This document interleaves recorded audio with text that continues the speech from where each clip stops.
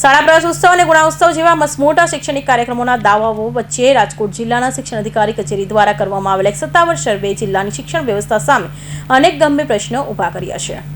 રાજકોટ જિલ્લાના કુલ 1,48,269 વિદ્યાર્થીઓના સર્વ દરમિયાન ચોંકાવનારી વિગત સામે આવી છે કે ચાલુ વર્ષે કુલ 32,948 વિદ્યાર્થીઓએ અધવચ્ચેથી અભ્યાસ છોડી દીધો હતો। શિક્ષણ વિભાગની વિવિધ ટીમોએ આ પૈકીના 20,406 વિદ્યાર્થીઓને પૂર્ણ શાળાએ લાવવામાં સફળ રહી છે, પરંતુ હજુ પણ 12,242 બાળકો શિક્ષણના મુખ્ય પ્રવાહથી વંચિત રહી ગયા છે।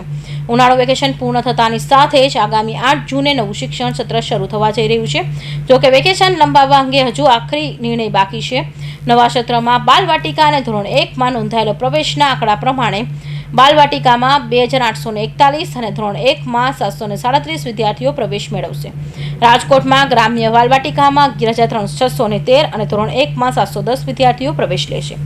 સમગ્ર જિલ્લામાં બાલવાટિકામાં કુલ 14,454 અને ધોરણ 1માં 1,447 બાળકોનું શૈક્ષણિક વર્ષ શરૂ કરાશે।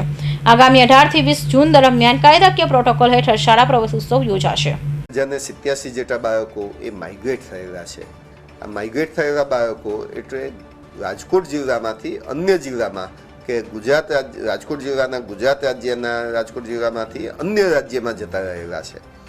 આ બાળકોનું પણ ટ્રેકિંગ અત્યારે હાલ અમારું ચાલુ છે કે એ બાળક કયા જિલ્લામાં ગયું છે, જે તે જિલ્લામાં ગયું હોય ત્યાં પણ એનો પ્રવેશ સુનિશ્ચિત થાય તે પણ અમારા વિદ્યાર્થીઓના નામજોગનો અમારો આ પ્રયત્ન ચાલી રહ્યો છે અત્યારે હાલ। બીજા 12,543 જેટલા વાલીઓ છે કે જે વાલીઓ પોતે આગળ ભણવાની વિદ્યાર્થીને આગળ ભણવાની ના પાડી રહ્યા છે। આ એક આંકડો આપણા બધા જ માટે સામાજિક રીતે પણ જવાબદારીની રીતે ગણીએ તો ચિંતાજનક છે।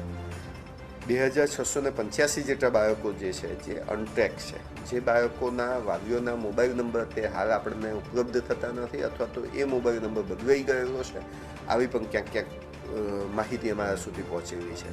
તો આ બાળક છેલ્લે જે સ્કૂલમાં અભ્યાસ કરતું હોય તે સ્કૂલના શિક્ષક મિત્રો પોતે છેલ્લું એનું જે રેસિડન્સ એડ્રેસ છે ત્યાં જઈ સંપર્ક કરશે।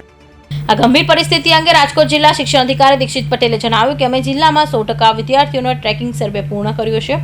જે બાળકો હજુ સુધી શાળાએ પરત નથી ફર્યા તેમના માટે એક વિશેષ ટ્રેકિંગ ફોર્મ બનાવવામાં આવ્યું છે।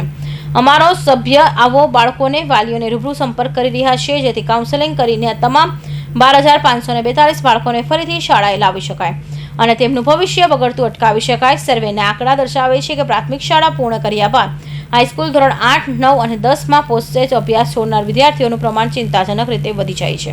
ધોરણ 10માં સૌથી વધુ 10,361 વિદ્યાર્થીઓને અભ્યાસ છોડ્યો છે। કૌશિક પટેલનો report, Hind TV news, Surat.